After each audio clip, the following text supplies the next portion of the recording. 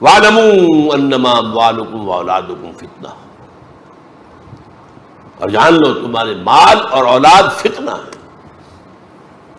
یہ تمہیں دنیا ہی میں مگن رکھتے ہیں۔ کافر کی یہ پہچان کہ آفاق میں گم ہے،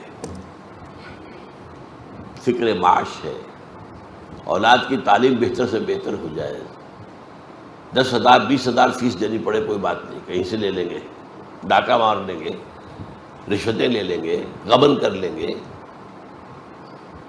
مال اور اولاد فتنہ ہے، یہی تمہیں روکے ہوئے ہیں، یہی تو تمہاری دامن تھامے ہوئے ہیں، اللہ کی راہ میں بڑھنے نہیں دیتے۔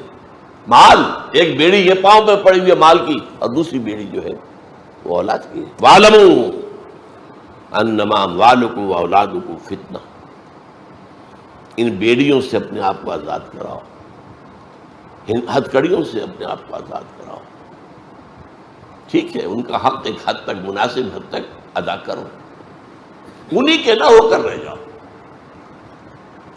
وَاعْلَمُوا أَنَّمَا أَمْوَالُكُمْ وَأَوْلَادُكُمْ فِتْنَةٌ وَاللَّهُ عِندَهُ أَجْرٌ عَظِيمٌ، اور دیکھ لو اجر تو اللہ ہی کے پاس ہے، اولاد تمہیں کیا اجر دے دے گی؟ تم نے اپنے آپ کو کھپا دیا اولاد میں، پوری جسم و جان کی قوت نے پیسہ کمانے پر پیسہ لگا دیا اولاد پر، یا مکانوں پر اور بلڈنگوں پر۔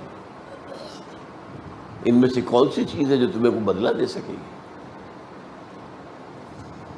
یہی اولاد جوان ہو کر سینہ تان کر کھڑی ہو جاتی ہے، نہیں جی آپ تو دقیانوسی آدمی ہیں، آپ تو پرانے دور کے آدمی ہیں، میں آپ کی بات نہیں مان سکتا۔ اس کا سینے پر سانپ لوٹتا ہے، یہ میرا بیٹا بول رہا ہے،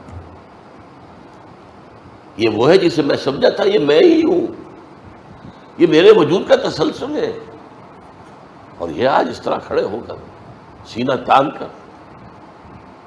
اور مجھ سے بات کر رہا ہے۔